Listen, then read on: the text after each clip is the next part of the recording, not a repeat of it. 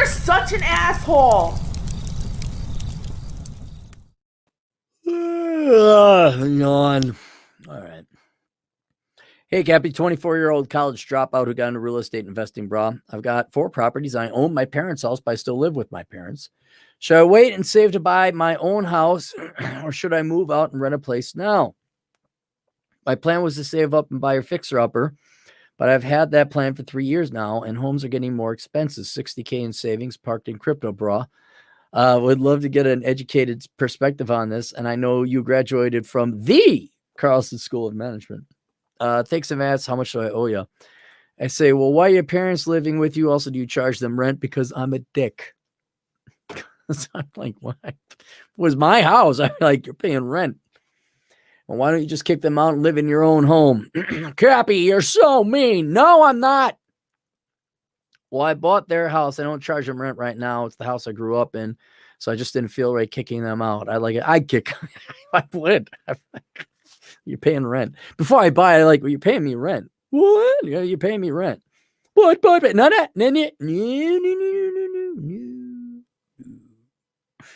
will pay rent. Let's get back to the question. You got 4 properties. You own your parents' house. So that's one of the 3. Should I wait and save and buy my own house, or should I move out and rent a place now? Plan is to save up and buy a fixer-upper. Had that plan for 3 years now, and homes are getting more expensive. $60,000 in savings. Well, okay, here's my question. Why do you need so much real estate? Nothing's wrong with you becoming a real estate mogul. I personally would not. Hang on. If these are rental properties where you rent to humans, I'd seriously consider getting rid of those and just buying a real estate investment trust. Simply because, I mean, the way the country's going, I don't know how long your mortgages are, but by the time your mortgage is up, I'm sure the local property taxes will have been, what's the word I'm looking for? Usurious. And I'm sure that there'll be more rent moratoriums. I mean, how confident can you possibly be in owning rental property, knowing that the federal government could just, man, you're not getting paid.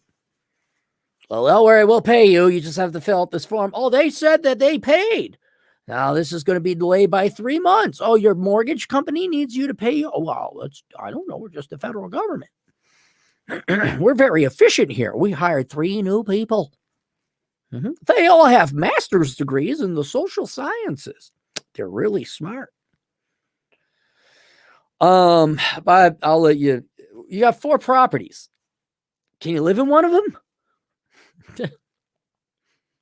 Can you charge your parents rent and then you take that money and you go buy or go live in a place? The reason I say, let's just assume the rental properties, you got to live somewhere, right? So either you're going to get another property, in which case you got a mortgage, and that's fine. Or you're going to go rent a place. But in terms of cash flow, different off than, now you just simply have another cash flow you got to pay. And so that rent coming from, unit number 1 is negated. So since the cash flow is the same, unless you wanted to go for capital gains, bra, why don't you just kick one of your tenants out and occupy the house you'd like? And the reason I'd say that, as opposed to getting another one, say, yeah, but I get rental income. Yeah, but you're a guaranteed rent. You're not going to screw yourself over. There's a chance that one of your renters will not pay you. There's a credit risk there. And so since you'd save yourself the money or the mortgage, unless you want to acquire another house, but I'm just saying from a cash flow perspective with no risk, I just go live in one of the current properties you have. Then you only own 3 others, which is an adequate exposure to real estate. And then I'd be thinking of diversifying a little bit. Now you do have your crypto, so you got that. That's good. But I mean, what about S&P 500? You got silver. What about some foreign stocks, some bonds, some fixed income, that kind of thing. Your portfolio is pretty skewed towards real estate. And for younger people, that's to be expected, especially if you first time home owner. Yeah. And maybe you're just going to have to be okay with 4 properties being the total amount of properties you own. I don't know. I did rental property for a while. Yes, it got me to where I am now. Yes, I can I could effectively retire, I guess, if I'd like to. But I cannot imagine. I mean, this is 20 years ago for me. I can't imagine what tenants are like now with their attitude and they're entitled. And I don't even know what town you're in. Like, are you in a town where the landlord rights are pretty like logical? Like, oh, that's your property. You could kick anyone out you want, anyone out that you want. Or is it, San Francisco where like you really don't own your property and the government just hoodwinked you into like taking your life savings and borrowing money under your name to provide free lodging essentially to the degenerates of San Francisco and California in general. Homes are getting more expensive. I wouldn't be in a rush to buy a home. Then you buy the wrong one. You wanna wait till one comes along that you like. Like, and if you got the skills to fix it up, I'd wait. If I had plans, all right. You didn't ask me if I should move into one of my. You want to know if you go rent a place. Should I wait and save to buy my own house, or should I move out and pay rent out and rent a place now? I'm not going to talk about how you should charge your parents rent. Let's just and let's just say you want to keep all your 4 rental properties. You want to get a new house. I'd rent for now. Well, hang on. No, I take that back. I was thinking of the decision, should you rent or buy a place? And I'd say I'd rent, but you have the option of staying and living at home. No, screw your parents. That's your house. You bought it. It's yours. If they want to stay there, that's fine, but you get to stay. Matter of fact, you should make them do chores. You should go, you can't stay here until you get a job. Pull a little switcheroo boomer on them. Yeah, just stay at home, man. Why would you waste the rent? Unless you meet like a really great girl or, and in that case, it's also in bachelor pad economics where I did the cost benefit analysis. Like, I live at home, but I can't get no girls. Well, okay, how often do you get laid? Oh, twice a year. Well, that's actually record laid rate for you youngins nowadays. So how much would it cost to get a hotel for 2 times a year? Oh, $200. Okay, so what do you think? Should you sign a $20,000 lease, or should you just spend $200 on an okay hotel? Oh, but what if you really like that? Well, then you get it. Then you can move out. But let's just be honest. No girl's gonna like you. I mean, come on. I mean, in a more realistic sense, it's so rare. So few girls actually go on to become girlfriends. Like you'll be like, if you last 3 months dating a girl, there's very little chance she's going to last beyond that. So you could even do like an Airbnb for a couple months and you'll still come out ahead. Furnished, so you don't have to move the furniture or anything like that. And then you'll be like, "Go! Thank God I didn't sign that year lease with her. She just dumped me for Chad or Tyrone or Esteban, who is the Latino Chad. I'm going to stick with Esteban. Yeah, live at home, save the money. You don't have to move then. You're not paying out rent. You already got a place. Yeah, that's what I would do. Good. I'm glad I helped out. I answer. Cappy answers all.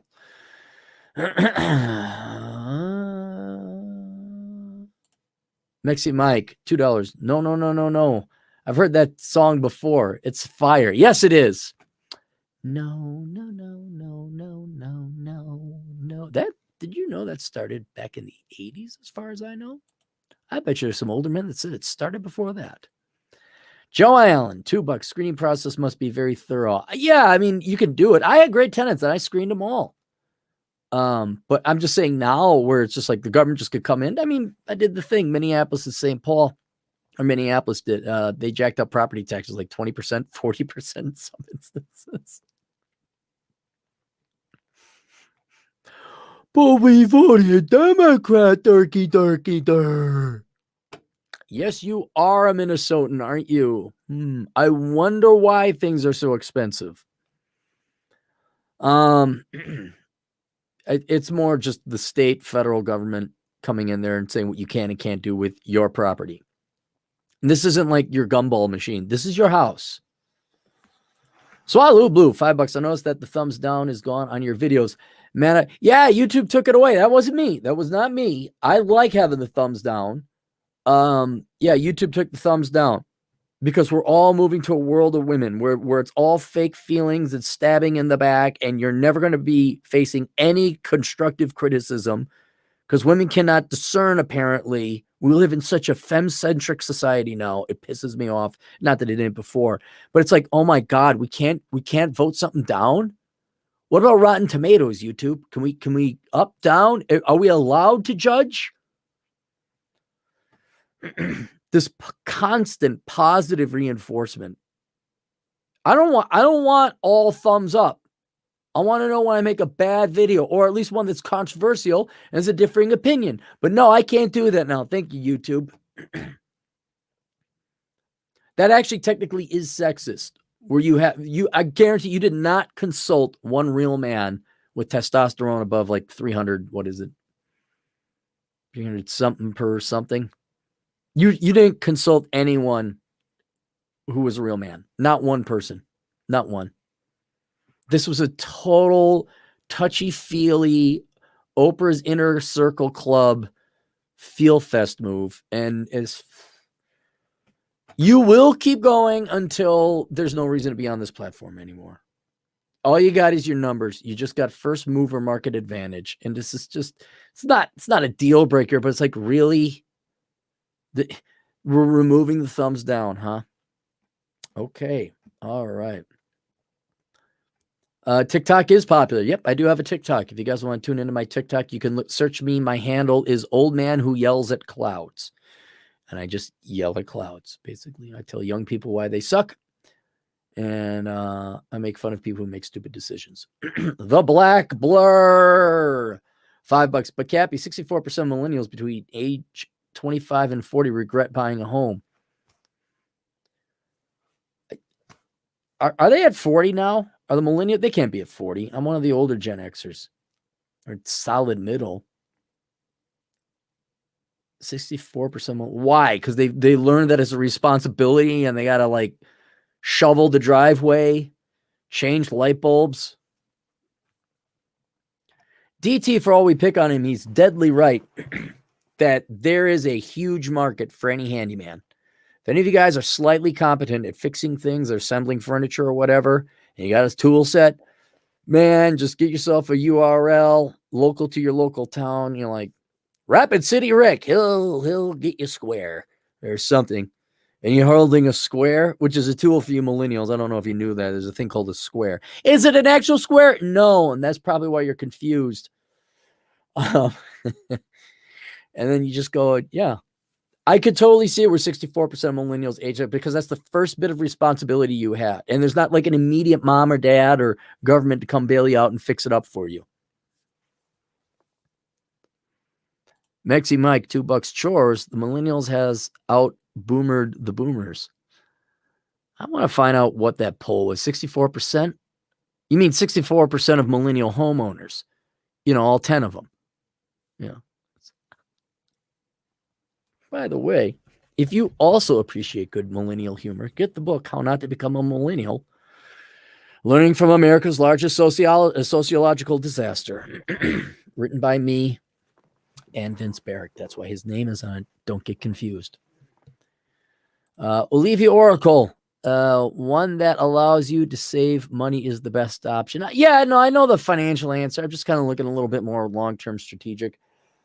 I'm also trying to get him to be more Machiavellian.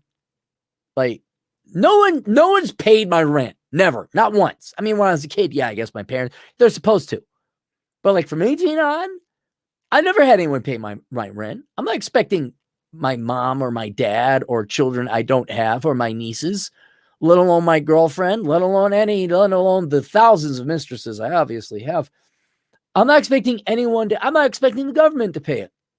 Because I'm not a Democrat parasite. I'm a real man who works. Not really a real job, but I do work. It's like, why are you not charging them? Why? Unless they're like amazing parents you know, and they did that, and then they fell on hard times. All right, that I can understand. But this, oh yeah, I got to help out my folks. Hey, it's such a foreign concept to me. Merry Christmas.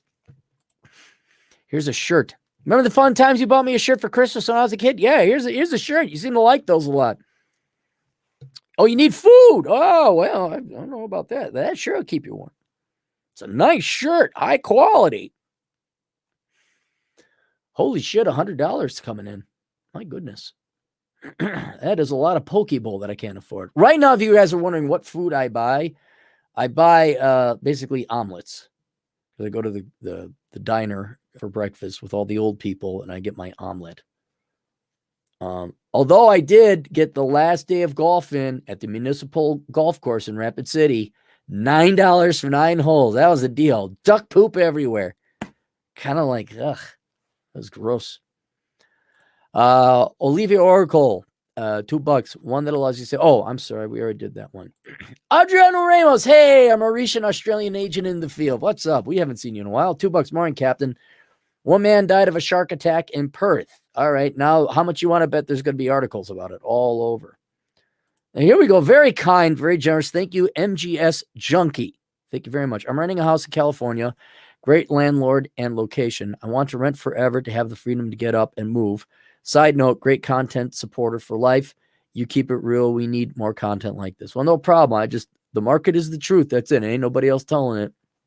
Well, there are people telling it, but they didn't brand it with the fancy name of assholeconsulting.com. See, that's where the Carlson School of Management came in. It taught me how to do that with that marketing. Otherwise, I wouldn't have known to done that. I would not have been creative at all unless I went and got a degree. Out of curiosity, you don't donate anymore. I'm just saying, do you do month to month? Like if you really appreciate the freedom? I mean, that's the way to go. You do month to month, pre-furnished, so you don't have to haul furniture anywhere. I do very much enjoy traveling the United States with just my backpack and my laptop and my power cords. I enjoy that. But thank you for the very kind $100. Swallow Blue, $2. Sadly, I'm a YouTube Red subscriber. Well, do you not get advertisements then? I hope you get something for it, like or premium, whatever, YouTube Premium or whatever.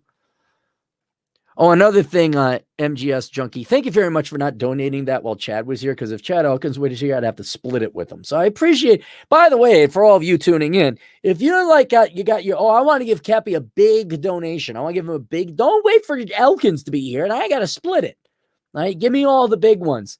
And then we let Fred, with his generous $2, bird poop ones come in, and we split that like after the end of a 5-hour podcast with Fred dropping his $2 donations. I give, all right, Chad, here's your $3.47. There you go. All right. Oh, wait, one more. Mexi Mike. Oh, speaking of $2, here we go. Mexi Mike.